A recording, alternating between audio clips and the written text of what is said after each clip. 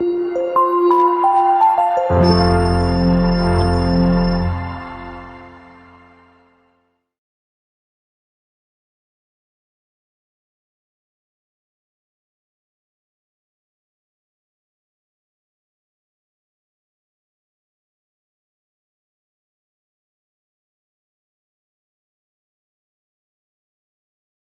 Subhanahu wa Ta'ala itu merencanakan kehidupan kita, teman-teman. Kita cuman perlu menjaga masih on the track apa enggak nih. Kita cuma perlu ngejaga kita ini masih di garis yang Allah ridhoi atau enggak. Kalau masih di dalam garis yang Allah ridhoi, biarkanlah Allah yang mengarahkan kemana. Pokoknya jangan sampai ngelanggar aja, jangan sampai keluar batas saja. Dan insya Allah jalan itu enggak akan membawa kita kepada kehancuran atau kerugian. Gak mungkin. Allah yang merencanakan. Mungkin adegan yang memicu kita untuk melangkah itu kadang-kadang sesuatu yang gak nyaman. Kayak misalnya Musa, adegannya insiden pembunuhan, tiba-tiba hijrah ke Madian. Bisa aja insiden kayak gitu terjadi, bukan maunya kita, takdir Allah. Tapi dibalik semua hal-hal yang kita anggap sekarang musibah, nanti malah kita mensyukurinya. Sekarang kita menganggapnya musibah, someday kita akan menganggapnya sebagai nikmat, rahmah. Kita aja yang belum mengerti. Jadi musibah dengan nikmat itu sebetulnya adalah persepsi kita. Kalau kita memahami kebaikan di dalam musibah, kita akan menyebutnya bukan musibah, itu rahmat. Tapi kalau kita nggak ngerti, kita nyebutnya musibah. Sama kayak misalnya, aduh judul ini ditolak sama dosen pembimbing, sehingga kita harus ganti judul yang baru. Kita anggap itu musibah kan? Padahal justru judul yang kedua yang kemudian kita jadi lulus dengan sidang nilai cum laude, lewat judul yang kedua itulah yang membuat kita mengerti sesuatu yang kelak akan bermanfaat buat kita. Judul pertama mungkin tentang apa, judul yang kedua sesuatu yang lebih aplikatif, sesuatu yang lebih dibutuhin sama masyarakat. Sehingga gara-gara kita pernah nulis skripsi, tesis, disertasi tentang judul itu, kita jadi expert di bidang itu, sehingga suatu saat kita lebih dibutuhin oleh masyarakat daripada kita tadinya pakai judul yang pertama. Kita tinggal angle berpikir kita yang mana nih, mau ngelihatnya dari angle hikmah atau mau ngelihatnya dari angle musibah. Musa kecil pas bayi cabut jenggotnya Firaun, itu sebuah insiden. Musa dihanyutkan ke sungai Nil, itu sebuah kejadian yang kayaknya tragis banget.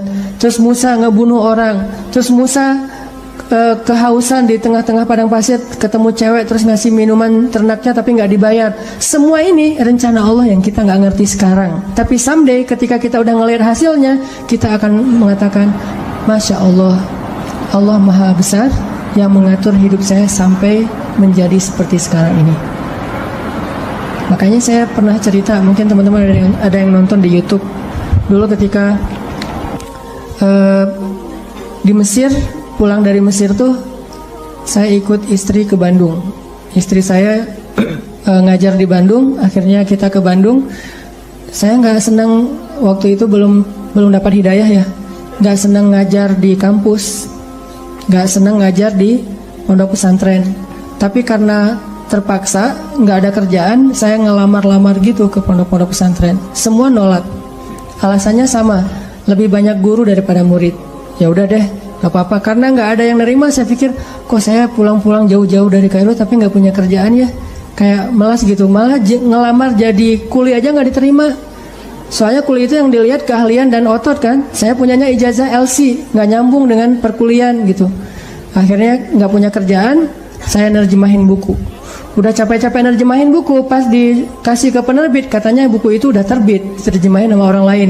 Saya salah milih judul. Akhirnya nulis buku sendiri yang belum diterbitin orang. Walaupun kalau bahasa Sunda mah capruk, nggak jelas ngomong apa gitu. Pokoknya nulis aja, nulis. Udah selesai nulis, dikasih ke penerbit, nggak ada yang mau nerbitin karena nggak layak katanya. Kan ini adegan-adegan yang awalnya kita anggap sebagai kesulitan, musibah kan? Karena nggak mau diterbitin sama penerbit, akhirnya saya kepikiran lagi, ya udah kenapa nggak diterbitin sendiri aja? Diterbitin sendiri. Alhamdulillah minjem uang dari teman 30 juta, dan dia Allah takdirkan dilembutkan hatinya, mau aja, padahal nggak kenal amat, baru kenal juga beberapa bulan. Mungkin ngeliat muka saya tuh muka melas gitu ya. Jadi saya pinjam dong 30 juta. Oh iya, ya udah ambil aja 30 juta. Dia punya percetakan sampai sekarang jadi teman baik. Dia yang punya percetakan, udah nggak apa-apa Ustadz, cetak aja ntar bayarnya waktu terserah Ustadz. Dikasih waktu 6 bulan. Saya cetak, udah gitu terbitin sendiri, dijual seluruh Indonesia. Caranya kirim pakai bus-bus malam gitu kan. Saya pakai kardus Marlboro ngangkat. Jadi saya penulis, saya kulinya, saya direktur penerbitnya, pokoknya apa sendiri aja semuanya, ngangkat di jalan raya. Nih saya mau ngirim buku. Oh, buku siapa? Ada tuh orang yang nulis bagus tulisannya gitu. Kirim ke Sumatera, ke Sulawesi, ke Jawa, udah dikirim, nggak ada yang balik. Terus laporannya nggak jelas, orangnya kemana nggak ngerti karena nggak kenal amat gitu, lewat internet doang, lewat email. Nggak ada laporan. Waktu itu sekitar 3.000 buku, 1.000 yang dikirim keluar kota itu raib aja, nggak ada hasil. 2.000 lagi, ya udah saya jual di Bandung aja kalau kayak gini. Jual di Bandung, pas ada kayak Islamic Book Fair ya, pameran buku Islam. Saya nyewa satu space di stand salah satu penerbit Islam di Bandung. Nggak nyewa stand, nyewa space doang di depan. Saya pakai X banner, terus pakai meja, ngangkut pakai motor sendiri, pakai topi biar nggak ada yang tahu, pakai masker, taruh, ngerjain sendiri semuanya. Udah beres semuanya, pergi ke belakang, ganti baju yang baju kemeja, pakai dasi gitu, full pen. Udah gitu, pakai rambutnya dirapiin, berdiri di sebelah X banner. Orang-orang pada nggak kenal kan buku ini baru banget. Ini buku apa? Oh ya ini bukunya bagus. Siapa penulisnya? Karena di X banner itu wajah paling besar tuh wajah saya. Jadi tulisan buku apa tuh kecil-kecil aja, yang penting wajahnya yang gede gitu. X banner foto saya yang paling besar. Qadarullah, waktu itu saya ngambil foto kan sembarangan aja dari foto-foto lama tuh. Saya ada foto baju putih dan mungkin kalau orang perhatiin kelihatan. Ternyata di sini ada uang 1.000. Kelihatan ada uang 1.000 di foto itu teh. Saking memprihatinkan.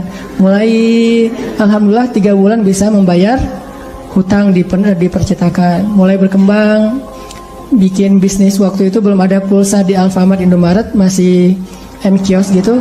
Punya 60 cabang M-Kios di Bandung. Mulai masuk ke jual beli mobil bekas, masuk ke properti.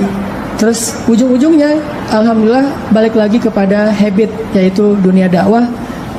Jadilah sekarang di Pemuda Hijrah, dan saya tinggalkan yang usaha-usaha kayak gitu biar fokus kepada dakwah. Tapi akhirnya saya berpikir, kalau dulu saya mungkin diterima di ngajar di satu tempat, mungkin saya nggak akan pernah ngelakuin hal-hal yang seperti sekarang. Kalau dulu saya diterbitin bukunya oleh orang lain, mungkin saya nggak akan pernah nulis sendiri, dan seterusnya dan seterusnya. Banyak hal yang kita sebut sekarang musibah, besok kita bilang itu sebuah nikmat. Angle-nya doang yang berbeda. Tinggal kita yakin nggak sama Allah Subhanahu Wa Taala. Jadi bisa jadi hari ini ditolak atau hari ini diputusin, suatu saat kita mensyukuri keputusan itu. Alhamdulillah saya diputusin, itu disyukurin. Kenapa? Gara-gara diputusin, akhirnya dia menikah dengan orang yang lebih baik daripada kita. Syukur kan? Namanya cinta sejati. Gimana? Harus syukur. Alhamdulillah dia dapat yang lebih layak daripada saya. Dan saya mah nggak dapat sampai sekarang misalnya. Ya nggak apa-apa. Kayak Julaibib ya. Tunggu aja di masjid.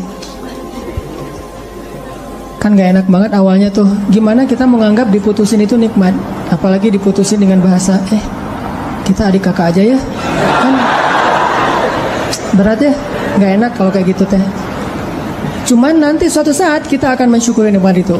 Kayak banyak orang yang ngerasa kok saya ngeband udah sekian lama tapi gak ada yang masuk ke dapur rekaman, sampai dia bikin kayak semacam sponsor me kan.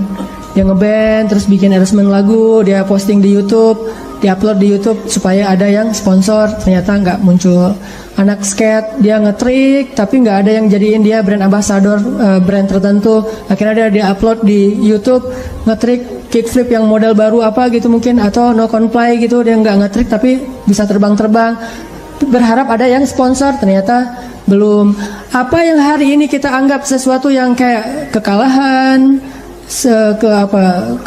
satu musibah, satu kesulitan, suatu hari nanti ketika kita paham, kita akan mengatakan itu nikmat. Dengan satu syarat, gimana pun kondisi yang kita alamin sekarang, jangan keluar dari jalur yang Allah ridhoi. Itu aja syaratnya. Makanya kan saya bikin tagline banyak main, banyak manfaat.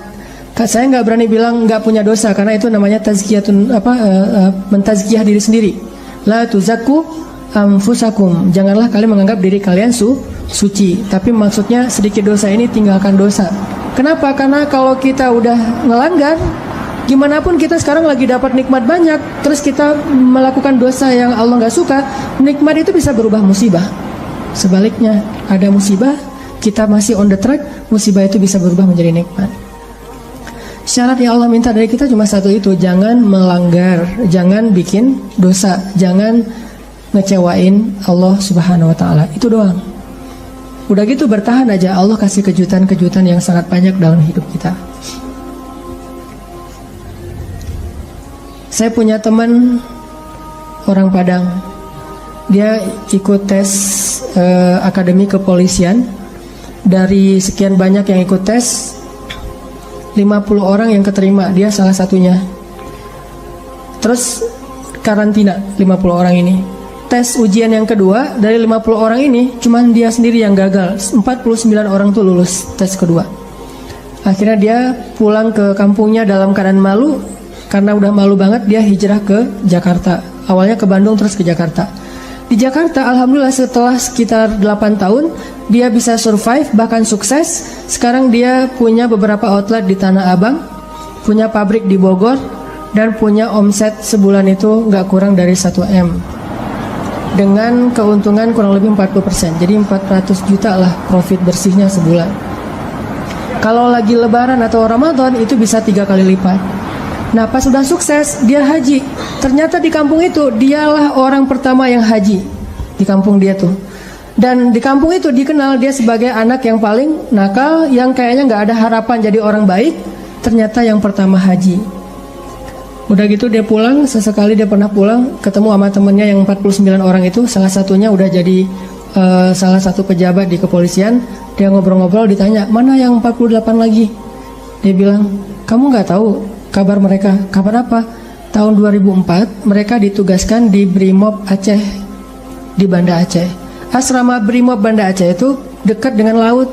Terjadi musibah tsunami, satu asrama Brimob itu habis semua, dan 48 mereka itu meninggal dalam musibah tsunami ini. Baru dia sadar, Masya Allah, Allah punya rencana. Semuanya di dalam aturan Allah Subhanahu wa Ta'ala.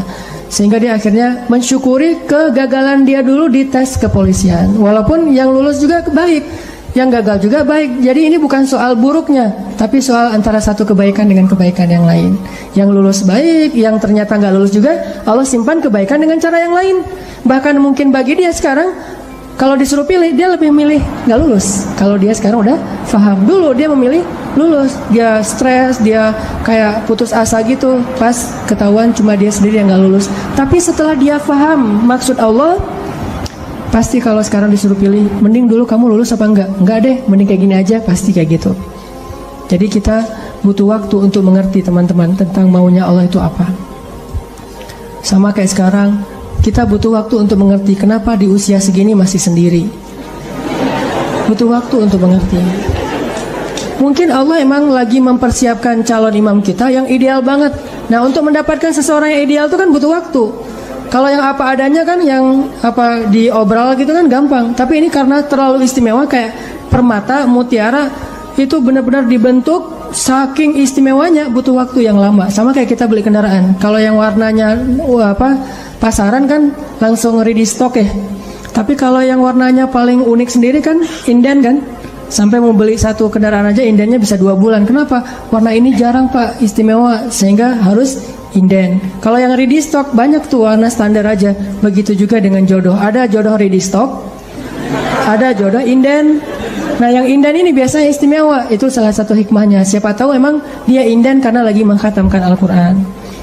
Dia berazam, ya Allah, saya nggak pengen nikah dulu sebelum khatam juz 30.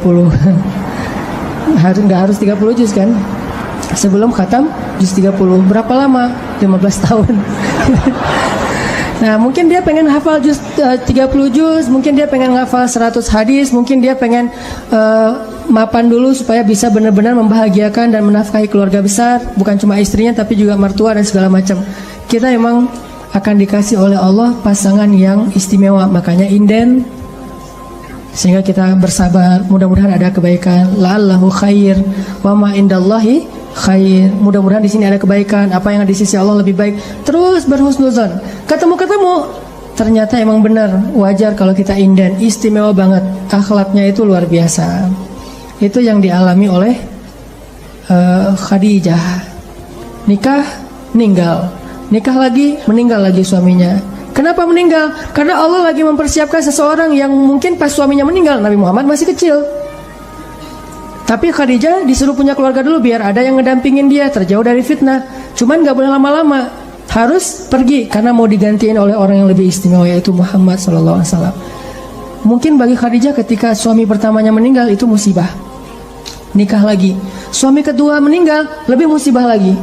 Udah gitu sendiri, sekian lama baru ketemu dengan orang yang paling istimewa. Gak ada manusia yang lebih istimewa daripada suaminya Khadijah, yaitu Rasulullah SAW. Allah punya rencana. Awalnya Khadijah menangis, yang kedua Khadijah menangis, tetapi setelah dia faham rahasia yang ketiga, mungkin dia akan mengatakan bahwa inilah yang terbaik untuk saya. Kalau saya tahu ini dari dulu, maka saya akan tahu bahwa Allah itu maha baik kepada saya. Ini artinya Allah punya rencana. Kurang baik apa suami kayak Rasulullah? Nih, mungkin kita yang berada di sebelah kanan ini lagi disiapin sama Allah untuk belajar akhlak dari Rasul, supaya nanti kalau ketemu yang di sebelah satu lagi, insya Allah kita benar-benar bisa membahagiakan dia seperti Rasul membahagiakan Khadijah atau Aisyah.